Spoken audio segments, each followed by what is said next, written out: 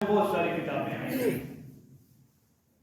اور ان آسمانی کتابوں کا اجمالاً تذکرہ فرمایا منہم من قصصنا علیک ومنہم من لم نقصص علیک.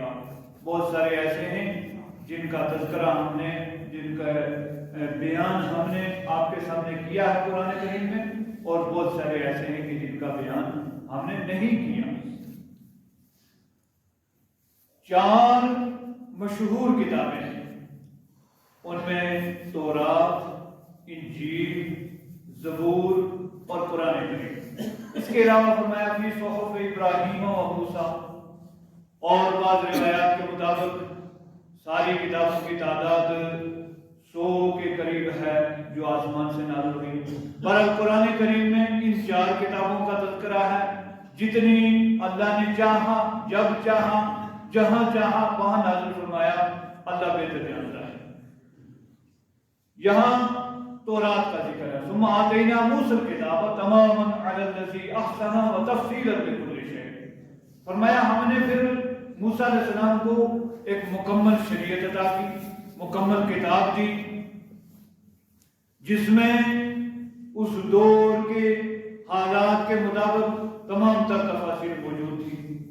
تفصیلا لکل شیء وہدی ورحمہ، اور ہدایت اور رحمت، یہ 2 صفات مزید تورات کی بیان ہے. ہمیں جن چیزوں پر ایمان لانے کا حکم دیا گیا ہے ان میں سے آسمانی کتابیں بھی ہیں. ہم پڑھتے ہیں آمنت باللہ وملائکتہ وکتبہ.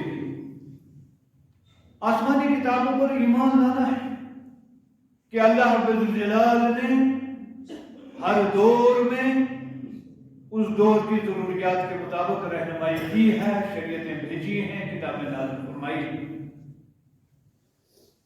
کیونکہ کوئی بھی انسان انسانی زندگی اس وقت تک نہیں گزار سکتا جب تک کہ اس کے سامنے کوئی رہنما اصول نہ ہو، رہبری نہ ہو، رہنمائی نہ ہو، قانون نہ ہو، ضابطے نہ ہو.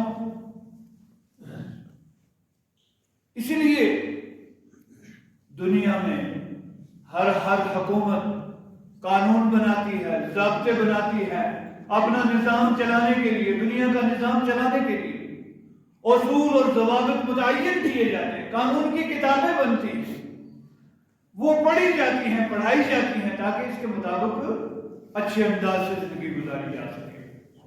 تو رب الجلال نے انسانوں کو انسانی زندگیاں گزارنے کے لیے قوانین، شریعتیں، اصول، ضابطے عطا کیے.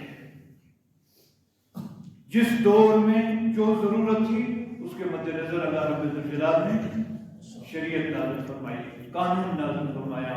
تو موسیٰ علیہ السلام کو تورات دی اور اس کا بیان ہے ثم آتینا موسیٰ الکتاب تماما. مکمل کتاب دی موسیٰ علیہ السلام کو، مکمل شریعت تھی، کوئی معمولی 2-4 چیزیں نہیں بلکہ ایک مکمل شریعت تھی. علی الذی احسن وتفصیلا لکل شیء، بہترین انداز میں، اچھے انداز میں، بہتر شریعت اور پوری تفاصیل، جو اس وقت کی ضروریات تھی، قوانین تھے، فراہمی تھے، شریعتیں تھیں، وہ سارے بیان فرمائے.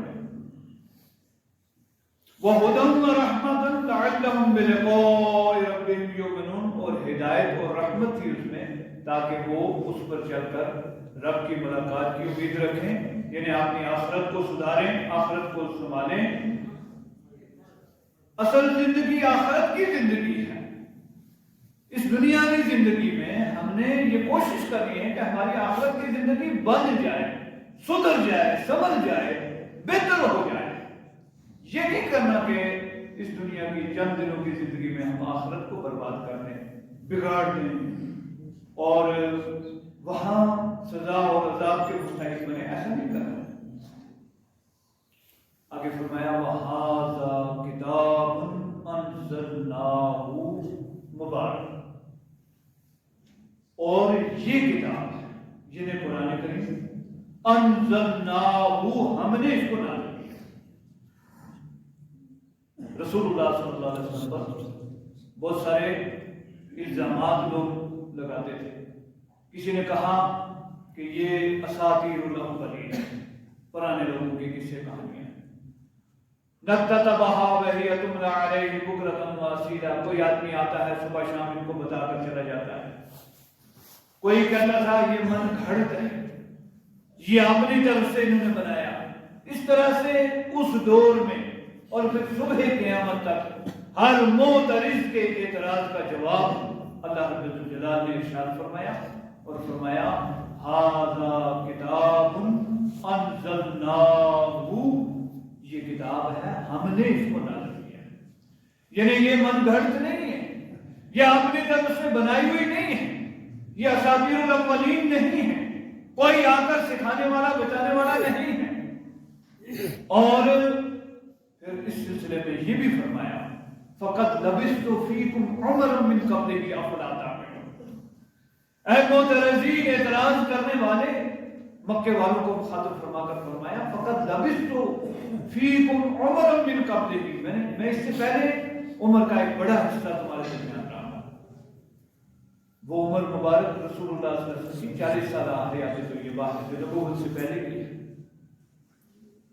فرمایا میں 40 سال تمہارے درمیان رہا، جب تک رب کی طرف سے وحی نہیں آئی میں نے تمہیں کوئی بات نہیں بتائی، اپنی طرف سے کچھ نہیں کہا. میری زندگی کھلی کتاب ہے. اور یہ خاص طور سے رسول اللہ صلی اللہ علیہ وسلم کو یہ شرف حاصل ہے، رب کائنات نے یہ انتظام فرمایا ہے آپ کی حیات طیبہ کا ایک لمحہ بھی مخفی نہیں، اوجل نہیں، سب آیا ہے، کھلی کتاب ہے، روشن کتاب ہے. اور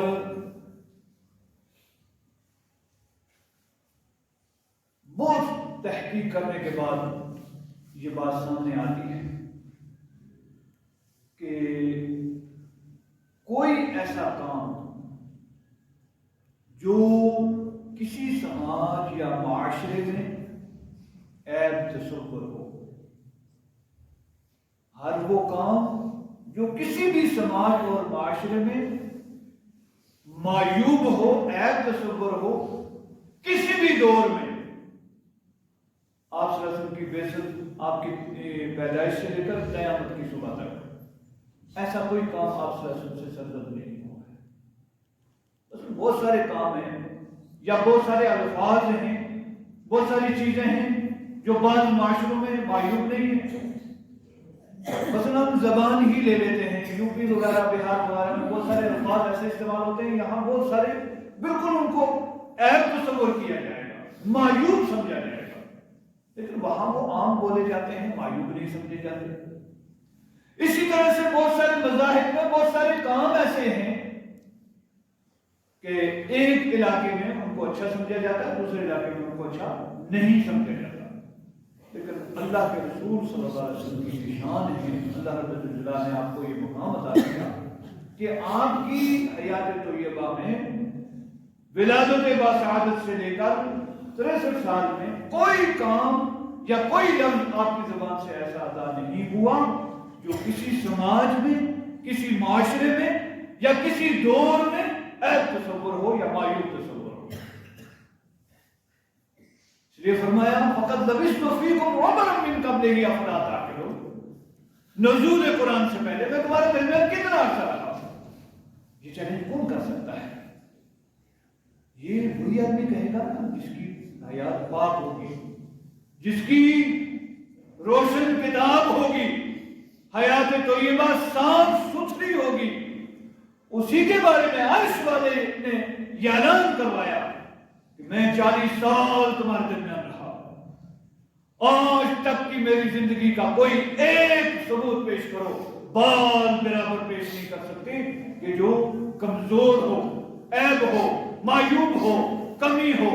جب نہیں ہے تو پھر کیوں نہیں تسلیم کرتے کہ جو کلام میں پیش کر رہا ہو یہ منزل من اللہ. اللہ فرماتا ہے وَهَذَا كِتَابٌ أَنزَلْنَاهُ، یہ کتاب ہم نے اس کو نازل کیا ہے. یہ تو جگہ جگہ قرآن کریم میں بیان ہے.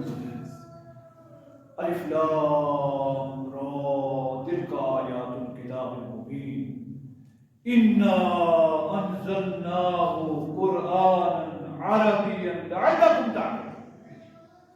ہم نے اس قرآن کو، اور زبان بھی بتا دی کس زبان میں نازل کیا، ہم نے اس قرآن کو عربی زبان میں نازل کیا ہے، اس لیے کہ اس کے سب سے پہلے مخاطبین عرب ہیں، اور عربی زبان لسانیات ماہر لسانیات مانتے ہیں قدیم ترین زبان ہے، قواعد کے اعتبار سے، گرامر کے اعتبار سے، اصول اور ضوابط کے اعتبار سے سب سے جامع زبان ہے. کیوں نہ رب نے اس کو، اس زبان کو یہ شرف بخشنا تھا کہ ختم المرسلین، سید الاولین والآخرین، امام الانبیاء، حبیب کبریا، احمد مجتبی محمد مصطفیٰ صلی اللہ علیہ وسلم کی زبان، اللہ کے آخری کلام قرآن کی زبان تھی، اور روایات کے مطابق اہل جنت کی یہ زبان ہوگی، جنتی عربی زبان میں گفتگو اور کلام کریں گے. اور بعض روایات کے مطابق قبر میں جو سوالات ہوں گے، وہ جو 3 سوال ہیں، من ربوں کا، ما دینوں کا، من نبیوں کا، ہر شخص سے وہ عربی زبان میں سوال ہوں گے. دنیا میں لوگ ہزاروں زبانیں بولتے ہیں، لیکن قبر کے سوال جواب کس زبان میں ہوں گے؟ عربی زبان میں. من ربوں کا، تیرا رب کون ہے؟ ما دینوں کا، تیرا دین کیا ہے؟ من نبیوں کا، تیرا نبی کون ہے؟ تو عربی زبان میں اللہ رب الجلال نے قرآن کریم کو نازل فرمایا. یہاں فرمایا ان وَهَذَا کتاب انزلناہ مبارک، اور یہ کتاب یعنی قرآن کریم ہم نے اس کو نازل کیا. اللہ رب الجلال نے یہ سند دی ہے، یہ شہادت دی ہے، یہ گواہی دی ہے کہ ہم نے اس کو نازل کیا. یہ کہنے والے، یہ اعتراض کرنے والے، یہ پروپیگنڈا کرنے والے، یہ بہتان بنانے والے، جتنے مرضی بہتان بنائے ہیں، ان سب کی تردید ہے.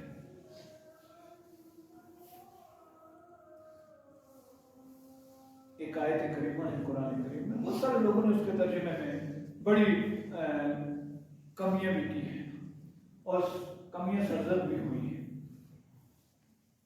لِيَغْفِرَ لَكَ اللَّهُ مَا تَقَدَّمَ مِنْ ذَنبِكَ وَمَا تَأَخَّرَ. اس کی ایک تفسیر یہ بھی مفسرین کرام نے بیان فرمائی ہے، وہ سارے الزام دور کر دیے جائیں جو پہلے لوگوں نے لگائے یا بعد میں کوئی لگائے. یعنی رسول اللہ صلی اللہ علیہ وسلم کو رب الجلال یہ فرما رہا ہے، آپ پر جتنے الزامات لگے ہیں، اس سے پہلے لگے ہیں یا بعد میں کوئی لگائے گا. کسی نے آپ کو ساحر کہا، کسی نے کاہن کہا، کسی نے جادوگر کہا، کسی نے کچھ کہا، کسی نے کچھ کہا، فرمایا ان سب کی تردید رب الجلال فرمانے والا ہے. اور فرمائی مثلا یہ کتاب ہم نے اس کو نازل کیا ہے، وَهَذَا کتاب انزلناہ، ہم نے اس کو نازل کیا ہے. کہنے والے جو مرضی کہتے رہے، کسی کی کوئی پرواہ نہیں، سب کی تردید اللہ رب الجلال نے بیان فرمائی. مبارک، یہ کتاب برکت ہے، یہ کتاب برکت والی ہے. اس کا دیکھنا، اس کا پڑھنا، اس کا سمجھنا، ہر نقطہ، ہر شے بابرکت ہی بابرکت ہے. اور بڑی کمی ہے یہ کہ ہم نے اس کو صرف برکت اس حد تک رکھ لیا کہ گھر میں قرآن رکھ لو برکت ہو جائے گی. اس میں کوئی شک نہیں کہ برکت ہوگی، لیکن اصل مقصد آگے بیان ہو رہا ہے، اس کی طرف ہم نے توجہ کی، وہ ہے فَاتَّبِعُوهُ هَذَا كِتَابٌ أَنزَلْنَاهُ مُبَارَكٌ فَاتَّبِعُوهُ، اس کی اتباع کرو. انزلناہ، ہم نے اس کو نازل کیا ہے، مبارک، بابرکت ہے، فَاتَّبِعُوهُ، اس کی اتباع کرو، اس کی پیروی کرو، اس کے مطابق چلو، اس کے مطابق چلو. کتنی باریکی سے قرآن کریم میں اس دن درس میں وہ آیت جو قرآن کریم کی سب سے بڑی آیت ہے، یعنی الفاظ حروف کے اعتبار سے سب سے بڑی آیت کریمہ قرآن کریم میں، شاید ہمیں سب کو پتہ ہی ہوگا انشاءاللہ، ہم سب قرآن کے پڑھنے والے ہیں، ہم سب کو ہمیں پتہ ہوگا کہ کون سی آیت سب سے بڑی آیت ہے، کون سی سورہ مبارکہ سب سے بڑی سورہ قرآن کریم میں، اور کون سی سورہ مبارکہ سب سے چھوٹی ہے قرآن کریم میں، اور کون سی آیت سب سے چھوٹی ہے قرآن کریم میں۔ مجھے امید ہے کہ اس طرح ہماری توجہ ضرور ہوگی۔ یا ایھا الذین آمنوا اذا تداینتم بدین الی اجل مسمى فاکتبوہ، سورہ بقرہ سب سے بڑی سورہ مبارکہ ہے، اور یہ آیت بھی سورہ بقرہ میں ہی ہے، آخر میں ایک رکوع چھوڑ کر یہ آیت کریمہ ہے، سب سے لمبی آیت ہے۔ اس میں کتنی باریکیاں تھیں، میں دیکھ رہا تھا۔ اذا تداینتم بدین الی اجل مسمى فاکتبوہ وَلْيَكْتُبْ بَيْنَكُمْ كَاتِبٌ بِالْعَدْلِ وَلَا يَأْبَ كَاتِبٌ أَن يَكْتُبَ كَمَا عَلَّمَهُ اللَّهُ فَلْيَكْتُبْ وَلْيُمْلِلِ الَّذِي عَلَيْهِ الْحَقُّ وَلْيَتَّقِ اللَّهَ رَبَّهُ وَلَا يَبْخَسْ مِنْهُ شَيْئًا فَإِنْ كَانَ الَّذِي عَلَيْهِ الْحَقُّ سَفِيهًا أَوْ ضَعِيفًا أَوْ لَا يَسْتَطِيعُ أَن يُمِلَّهُ فَلْيُمْلِلْ وَلِيُّهُ بِالْعَدْلِ وَاسْتَشْهِدُوا شَهِيدَيْنِ مِنْ رِجَالِكُمْ فَإِنْ لَمْ يَكُونَا رَجُلَيْنِ فَرَجُلٌ وامرأتان ممن ترضون من الشهداء أن تضل إحداهما فتذكر إحداهما الأخرى۔ کتنی باریکی، دو عورتیں معاملات میں گواہ چار دو رکھنے ہیں، ایک مرد ہے، مرد دو نہیں ملے، ایک مرد ہے تو دو عورتیں رکھ لو۔ اب یہ بھی بتا رہا ہے عرش والا کہ اگر ایک عورت بھول جائے تو دوسری اس کو یاد دلوا سکتی ہے۔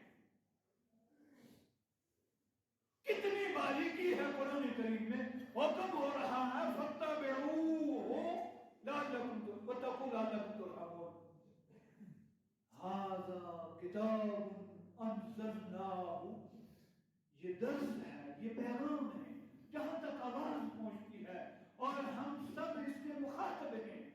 هَذَا كِتَابٌ أَنزَلْنَاهُ مُبَارَكٌ فَاتَّبِعُوهُ وَاتَّقُوا لَعَلَّكُمْ تُرْحَمُونَ۔ اللہ فرماتا ہے اور یہ کتاب یہ قرآن ہم نے نازل کیا ہے، یہ من گھڑت نہیں ہے، یہ اساطیر الاولین